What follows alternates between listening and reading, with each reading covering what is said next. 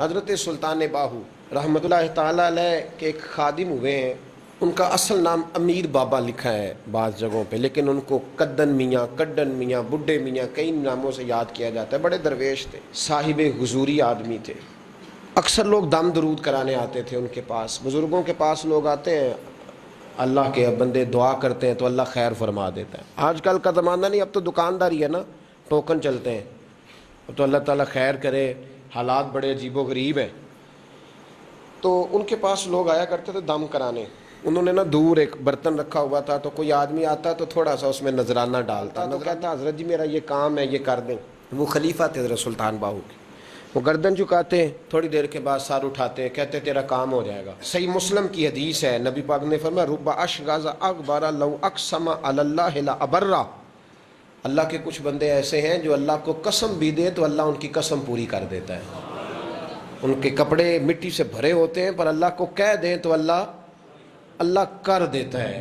حضرت سلطان باہو کے وہ خلیفہ کہتے ہو جائے گا تو ہو جاتا۔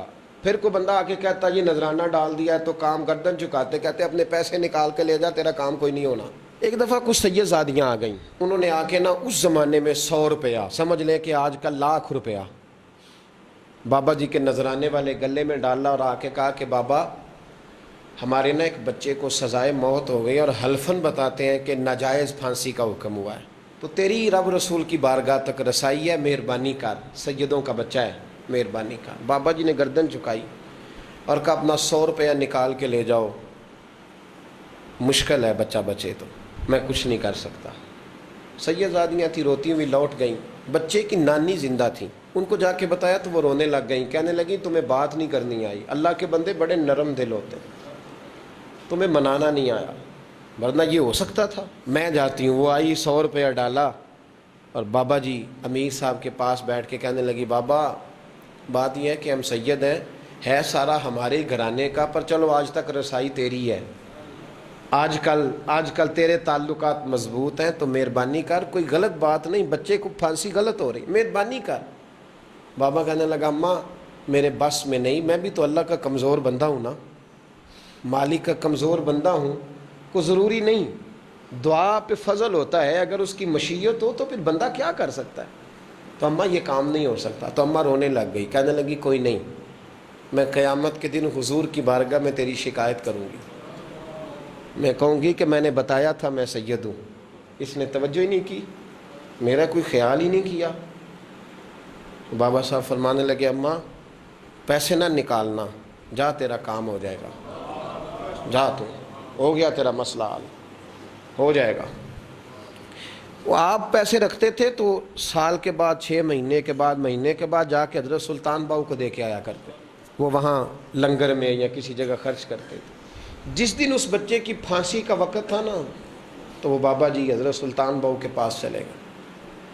حضرت سلطان باہو کے مزار پہ جو دوست گئے ہیں یا میرے ساتھ گئے ہیں وہ جانتے ہیں کہ گڑھ موڑ سے یوں مڑتے ہیں، آگے دربار ہے، تو گڑھ موڑ پہ حضرت سلطان باہو ان کے استقبال، ان کو وہاں پتہ چل گیا کہ وہ آ رہا ہے، آئے دروازے گڑھ موڑ تک، مرید ساتھ تھے، تو حضرت سلطان باہو کہنے لگے یار تو نے اچھا نہیں کیا، اپنے خلیفے تو نے اچھا نہیں۔ کہنے لگے حضور چارہ کوئی نہیں تھا، سیدزادیاں آ گئی تھیں، حضور کا خاندان تھا، میں کیا کرتا۔ مرید کہتے ہمیں سمجھ نہیں آ رہی کہ یہ کیا ہو رہا ہے۔ کہنے لگے مجبوری تھی، کیا کرتا، کدھر جاتا، حضور کا خاندان تھا۔ کہا تو نے اچھا نہیں، کہتے ہمیں نہیں سمجھ آ رہی کہ تو نے اچھا نہیں کیا، وہ کہتے ہیں حضور کا خاندان تھا، اس کا معنی کیا ہے؟ کہتے ہیں تھوڑی دیر گزری، بچہ وہاں سے رہا ہو گیا، حضرت سلطان باہو کے خلیفہ کا انتقال ہو گیا، وہ وصال کر گئے، وصال ہو گئے۔ آپ نے جنازہ پڑھایا، دفن کیا، تو غلام کہنے لگے حضور یہ ماجرا کیا ہے؟